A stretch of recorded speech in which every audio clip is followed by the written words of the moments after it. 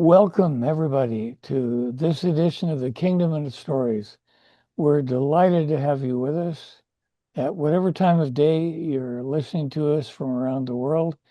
But it's a delight to be able to share our guest with you today.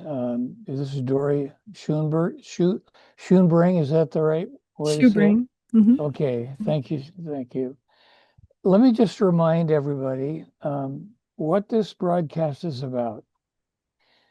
Not only do we interview leaders, but we interview just everyday people, and and we use their testimony to help us to think more critically about how we can be Jesus' hands and feet in our own context. And Dori, we're delighted to have you with us today to share your stories, plural. And there are many of them I know from our conversation yesterday. But Dori, give us the elevator speech of who you are. Well, I grew up in a very small town in upstate New York, and it was a loving religious home, which I'm grateful for. But as part of that religion, there was quite a bit of judgment. Our view of the outside world was basically through the television, through, the media, because our community was pretty much all the same um, type of faith and things like that. So I was kind of raised to, I guess I would call it to avoid the sinners. Which as a parent, I understand Uh, that yeah, philosophy. I right. think there's wisdom in that. Um, but I was a very helpful person by nature. I found out later I actually have a mercy gift, and so I had a hard time not helping. I'm a helper by nature, and I I got into I always wanted to help people, so I got into the medical field. I got a degree in physical therapy, but I ended up being a stay-at-home mom for 18 years. And when our kids were little, we had the opportunity to live in a couple of countries. We lived in Ireland and Malaysia, and that was just mind-blowing to me to see these different cultures and religions and poverty and just all of the things that I was not supposed to associate with. And I found that I loved it, and I Mm, thrived on helping. And one case there, when we were in Malaysia, which was a third world country, there was a gentleman who had been in a horrific accident. He was a quadriplegic. He was mm. in an institution in a bed and would have stayed there his whole life. But I just said, hey, we can do this, we can do that. From a physical therapy standpoint, we got him a wheelchair, we got him equipment. And to see the hope of this man sitting up, he never thought he would even sit up in a chair again. Oh, And wow. it fed my soul so much. I thought, I love, what else can I do? What else can I do? And so over the years, I just was involved in many different kinds of ministries. And then most recently, about 6 years ago, well, I should back up and say, in all these helpful years, um, it really started with doing things that were easy for me, right? So I cooked for my family. I would take a meal to somebody because it was easy. It was something that I could do, or I could run an errand for someone. But as I grew in my faith walk, and just skills in my life, I started to really listen more to what God wanted me to do. And so about 6 years ago, he called me into two very what I thought were difficult situations. One was working at a volunteering at a pregnancy resource center as a client. Okay, what kind of sharing? Um, it was a crisis pregnancy center, and I Okay. was a client advocate. I am. I still do that. I still do that once a week. So just meeting with women who come in, and the pregnancy may it's usually unexpected, and sometimes it's wanted and sometimes not. And so we just help them navigate, all of that.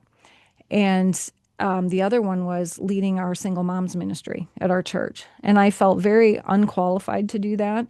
But and at that point in time, I said, okay, Lord, do you want me to do this? Then please equip me.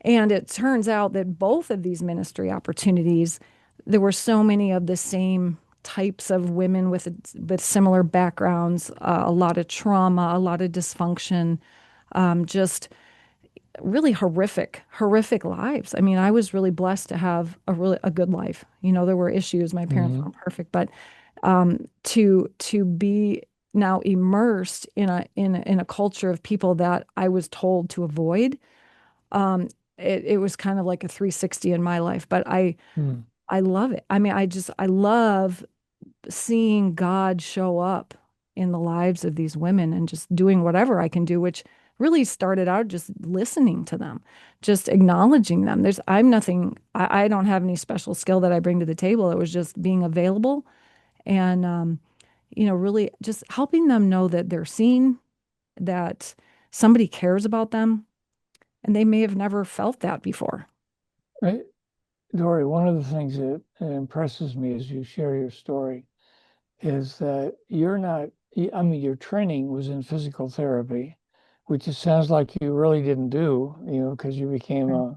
a stay-at-home mom and, and you had no training in counseling um, but you were available Mhm. and you wanted to serve. You had a heart Yeah. that said, how can I help these people? And you said, God, equip me. Yes, And apparently he did. he did. He did. So, and what are the various kinds of ministries? If you kind of count them on your fingers, what what would they be that God has led you into? I mean, over the years, children's ministry, various healing ministries, like healing rooms, sozo ministry, which is an inner healing, deliverance. Um, I do a parenting ministry now with my husband. We co-lead that at our church. I mean, there's just Hmm. pretty much a lot of it, a lot of different ones, but they've all sort of worked together to just show me that as people, we're all really the same as people, as humans. You know, we just come from different backgrounds and have different challenges and Yeah, so it's kind of like, Lord, I'm I'm a person yeah. among other people, and as I look, I see that other people have some hurts and some needs, and saying, Lord, I want to help. I want to help these people. Open my eyes to how I can help, and God has done that Yes. at a number of different levels. Wow, I I I just want to tell you, I love that because sometimes we interview people who have training, special training, and they have you know, a gifting in some speciality, or some area of specialization, and so they're able to help in that particular area. But you're an example of a person who didn't have specialized training in the kinds of ministries that God has privileged you to be a part of. And so, what's the variable? I'm I'm looking and saying to myself, okay, what's the with Dori? What's the variable, in her life? And it seems like the variable was just your desire to be God's instrument, to be Jesus' hands and feet in the lives of these people that you meet. Whatever their need is, you're asking, how can I help? Is that right? Yeah, Did I that's get that? that's right. With I didn't start thinking that I was being the hands and feet of Jesus, No. but it sort of evolved into that, and I can see. I mean, that's my heart's desire now is to bring people to Jesus. You know, I want them to meet him because he's the only one that can help them and solve their problems and help them carry on through their continuing problems. Right. Dory, share some stories with us that will illustrate the practical result of your desiring uh, to help people. There's, I was thinking there are a lot of individual stories, but there's also a lot of themes of stories where just people come in their brokenness and just need a friend. They just need to be heard. They need somebody to walk alongside them. There was one specific example. Okay, One that's gal, the theme. that's really the theme. Just Okay. they all come in a from a place of brokenness. And right now I can focus, I guess, on single moms specifically, um, because when I mean I was a mom, I understand the mom thing, but they're being mom and dad and working and maintaining their Mm, mm, everything, their home, their car, and most of them don't have much money. They don't have a lot of them don't have family support. They really have nothing. And this one gal that really stands out in my mind, she was brought over from another country in an arranged marriage, and this the husband basically they she got pregnant and he decided to leave, and she really in this is before the birth. this was after the birth, but the baby Okay. was young, just a few months old. So she was Okay. basically Um, and she had been very controlled by him. So she had no cell phone. She knew nothing about America because he had sort of, brought her over and controlled everything. So she was then forced to, well, and then it was an abusive situation too. So he abused and then left. And so she was forced to, utilize whatever the state resources, whatever she could do to get on her feet to support her daughter. And she did. Because he abandoned her? Yeah. Yeah, he abandoned her. He abandoned her. And she was in a country she didn't know. And just really this was in a different state. This happened in a different state. And so she had received a lot of help. She had found the Lord in that time. So by the time her daughter was, I want to say 8 or 9, they moved to Arizona. And that's when Okay. she joined our single moms group. And at that time, so she'd had her daughter all this time, and then her ex-husband decided that he wanted full custody and took her to court, and just it was a very it just it was an awful experience. It was nothing like I'd ever seen before. How everything just turned, and she lost her daughter, and she had been doing everything in her power to just provide all those years, and so she just needed help navigating the court system. I had no idea what to do, but she was so broken and so desperate. She had nobody, especially here because she was fairly new to Phoenix area. And, Right. and so just, I don't know, we were on the phone. We would be on the phone for 3 hours at a time, just listening to her cry, just trying to encourage her, just filling out legal paperwork, just whatever I could do to be her friend and then befriend the daughter, and that's another really big thing I want to mention is as if we're looking for ways to help people, the kids need help too because they're in a broken situation, Hmm. many of them. So even if we befriend the kids, that helps the parents, that helps the children. So there's so many different things that we can do to just walk with people. We don't have to solve their problems. We can't make it better, but we can walk with them as a friend, as a support. Dory, say that again. Say what you just said. That's so important. We don't have to fix them. Is that what I said? Yeah. um, we don't have to fix their problem. That's not our job. We just have to be available, walk with them, be their friend. Just just sometimes they just need to cry. They just need to talk. They need somebody to tell them, "No, this is not who you are." Just because this ex so and so has told you this, or maybe your parents told you this. This is a lie. This is not what God says about you. What does God say? What is the truth that the word of God says about you? And Mm, you just start to teach them like this is the truth, not what you're thinking. And even when the circumstances don't turn out favorably, right. Right. they can still have that foundation of God. And I'm so proud of this particular gal because all she had to cling to was God. That's all she had. And she was a new believer because she came from a country with, idol worship. So she has watching her grow over these last 5 or 6 years just in her faith.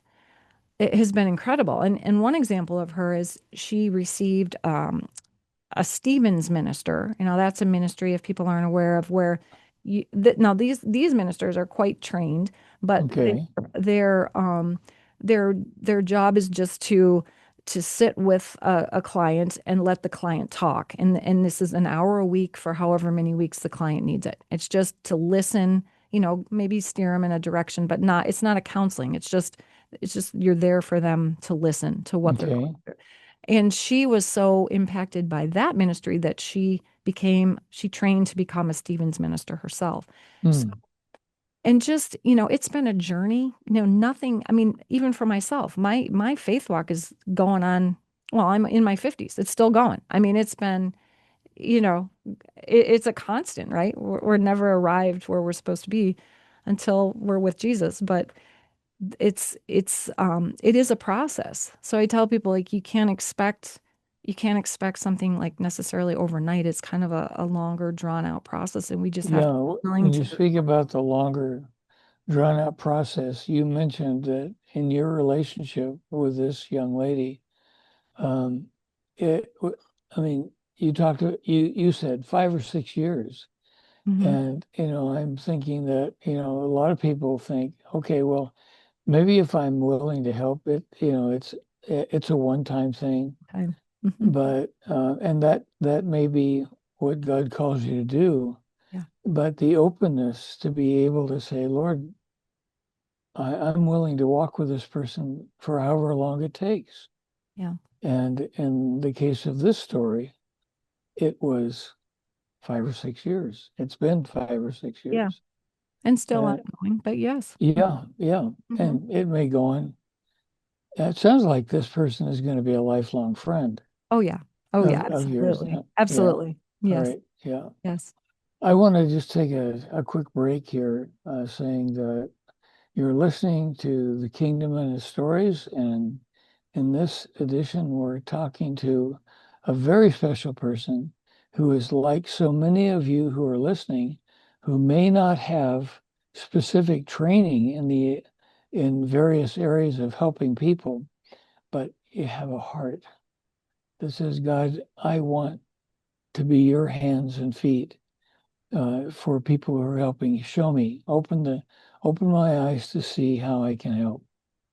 So, Dori, thank you for sharing. Come on, let's have some other stories that will illustrate specifically the impact of being available to God to use in helping other people. Well, another story um, would be there was a gal who now she had grown up with a lot of sexual abuse in her family. And she ended up getting pregnant 2 times, different guys, has these 2 children. And, when I first met her, she was very shut down. She was kind of kind of, I don't want to say angry, but just kind of standoffish, and was Hmm. a little bit intimidating for me because I didn't feel like I really knew how to relate or how can I help her open up. And it was to the point because of all the abuse, she wouldn't even accept like a hand on the shoulder or a hug or anything like that. Mm. It would almost it Ouch. would almost be traumatic for her.